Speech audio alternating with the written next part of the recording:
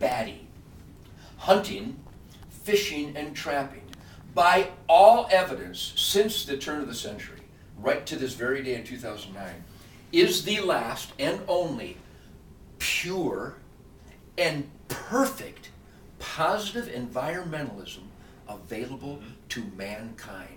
And if you really go to a biologist convention, a scientist convention, a game wardens convention, or a Ted Nugent concert, it is approaching universality that people realize that if you don't have a managed hunting season for all those species, that they will go from the asset column, they're currently in the asset column.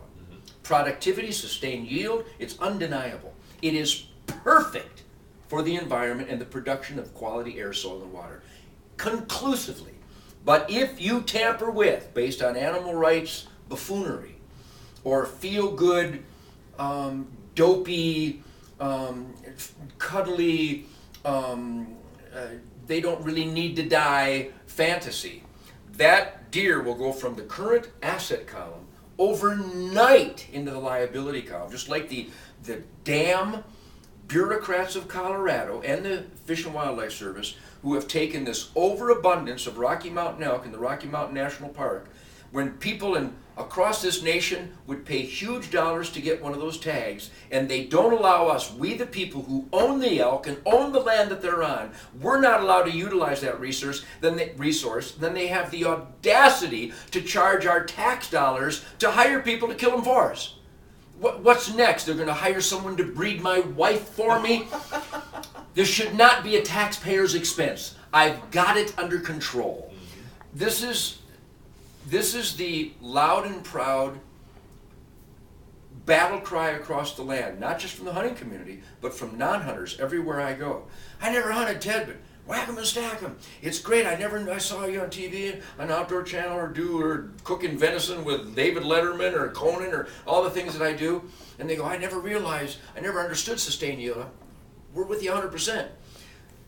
You have to be loony.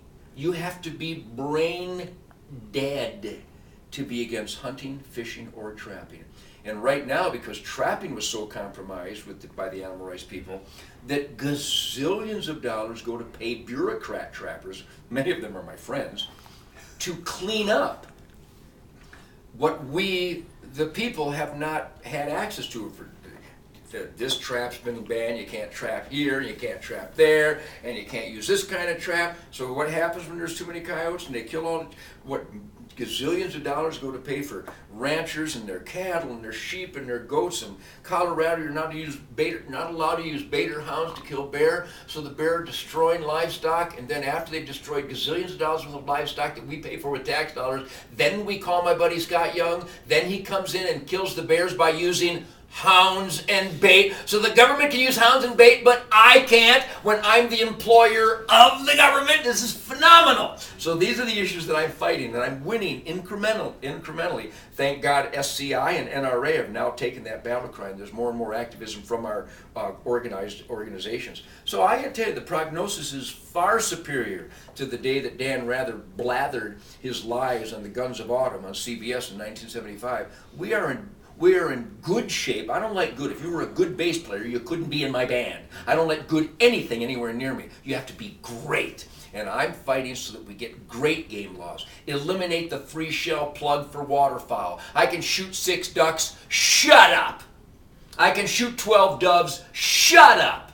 This is the law that goes back to 1937 Dust Bowl. The hell does that have to do with shooting 50 geese in the spring season of 2000? You know what I'm saying? Yes. There are some regulations out there that are insanely counterproductive, that only represent harassment capabilities by overzealous game wardens, and they got to be eliminated. So I'm on a jihad to get logic and science to be the guiding force in all game laws. And we're making improvements and forward motion on this all the time, thanks to the NRA and SCI and activists. For example, we're in Arizona. I know for a fact, Arizona Game Department, you could quadruple the turkey tags now. In fact, you could sell them over the counter and you wouldn't dent the resource. Period. You could double or triple your elk allotment every year, and not only wouldn't it dent the resource, but then you would have less waste of the winter kills, and you would make gargantuan revenue growth in an agency that claims they need gargantuan revenue growth. I know this for a fact.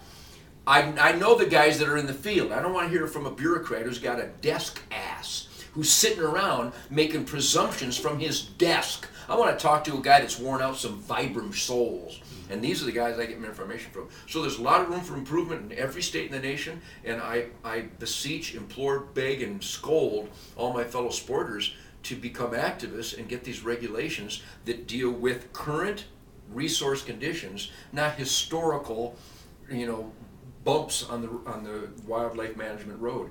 And again, I'm pleased that we're making good progress, but in my world, good sucks. I want great progress. I want to eliminate counterproductive regulations and the harassment and bureaucracy that goes with them.